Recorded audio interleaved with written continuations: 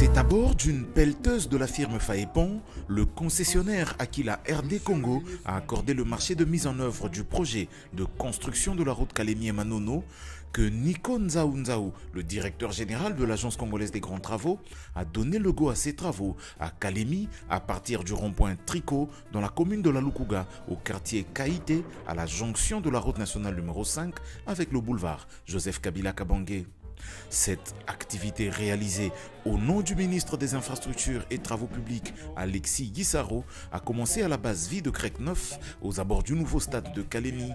Ici, se sont tenues des allocutions d'usage. Après le mot de bienvenue du gouverneur de province Christian Kitungwa, qui a notamment souligné les attentes de sa population au sujet de ce projet, 3 intervenants de la République populaire de Chine, dont le représentant de l'ambassadeur, le chairman de Shangtung Mining, le financier du projet, et le chairman de Faepon, le concessionnaire, ont tous salué cette nouvelle collaboration entre leur pays et la République démocratique du Congo.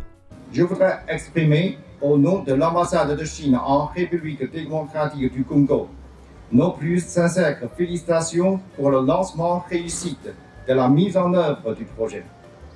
Le projet s'étend sur la province de Tanganyika et permettra de relier plusieurs zones importantes, ce qui contribuera fortement au développement économique de la région et à l'optimisation du réseau de transport.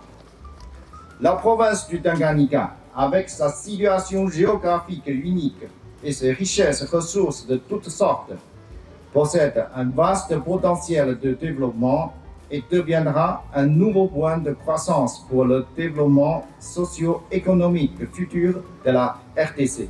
Le consul général de la Tanzanie en RDC a également salué cette ouverture que le pays de Félix Tshisekedi fait à son pays sur le plan de la collaboration économique.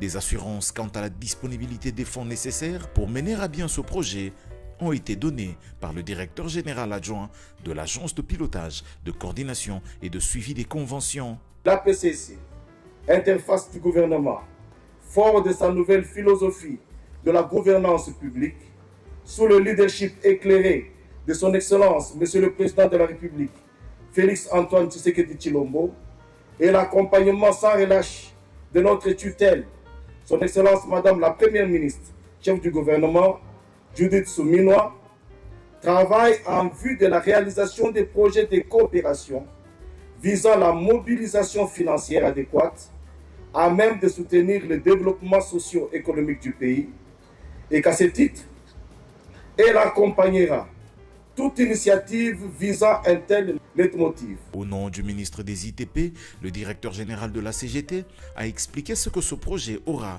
comme apport dans la vie économique de la sous-région.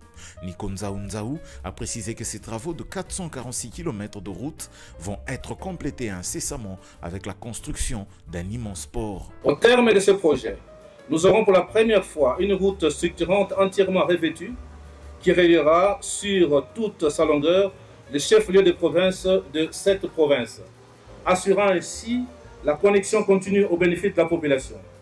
Cet axe réhabilité et modernisé permettra de restaurer la continuité de trafic sur tous les corridors, désenclavant ainsi la province de Tanganyika et facilitant sa connexion avec d'autres provinces de la République et sans oublier la République sœur de Tanzanie.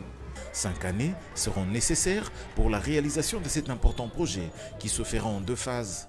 À la phase 1, il sera construit une route en terre battue sur l'ensemble du projet. Dans la seconde phase, il sera procédé au revêtement de cette route. Merci à tous de nous avoir suivis. Aimez et abonnez-vous massivement à notre chaîne YouTube Tribeca Media.